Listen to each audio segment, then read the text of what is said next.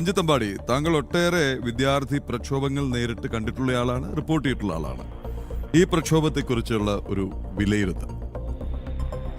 സാറേ, ഈ പ്രക്ഷോഭത്തിൽ എനിക്ക് ഏറ്റവും കാണുന്ന തമാശ നമ്മുടെ ആഗോള പുരോഗമന പ്രസ്ഥാനങ്ങളുടെ അമരക്കാരനായിട്ടുള്ള എ റഹീം ദിവസങ്ങൾക്ക് മുൻപ് ഈ ജന്തർ മന്ദറിലെ ഈ സമരവേദിയിലെത്തി. പുള്ളി അറിയാവുന്ന ഇംഗ്ലീഷിലൊക്കെ വളരെ വലിയ ആഹ്വാനം നടത്തി. അതിനുശേഷം ഈ സമരത്തിന് വന്നൊരു മാറ്റം എനിക്ക് തോന്നുന്നത് ധർമ്മേന്ദ്ര പ്രധാന്റെ രാജി ആവശ്യമല്ല, മറിച്ച് നരേന്ദ്രമോദിയുടെ രാജി ആവശ്യപ്പെട്ട് ഈ ഒരു CJP സമരം മാറി എന്നുള്ളത് എനിക്ക് ഉള്ള ഒരു മാറ്റമാണ്.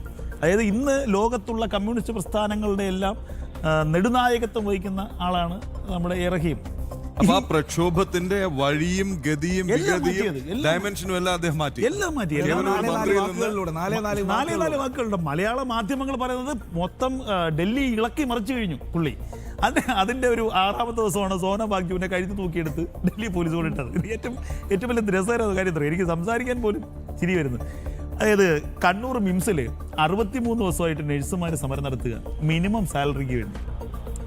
കണ്ണൂർ മിംസിൽ 10,000 പോലും തികച്ചു കിട്ടാത്ത ചെറുപ്പക്കാരായ അഭ്യസ്തര വിദ്യരായിട്ടുള്ള ആളുകൾ 63 ദിവസമായി സമരം നടത്തുക. ഈ സമരത്തിനെതിരെ നിൽക്കുകയാണ് മെഡിക്കൽ മാനേജ്മെന്റ്. ഞാൻ ചോദിട്ടെ, ഈ മനുഷ്യൻ ഒരു യുവജന പ്രസ്ഥാനത്തിന്റെ അഖിലേന്ത്യാ പ്രസിഡന്റ് എന്നാണ് പറയുന്നത്. ഇതിനെ ഈ മനുഷ്യൻ അഡ്രസ്സ് ചെയ്തിട്ടുണ്ട്. ഇതുപോലെ കാലിക പ്രസക്തമായ എത്രയോ വിഷയങ്ങളുണ്ട്. എന്തുകൊണ്ട് ഈ റഹീം ആ വിഷയങ്ങളിൽ ഇടപെടുന്നില്ല?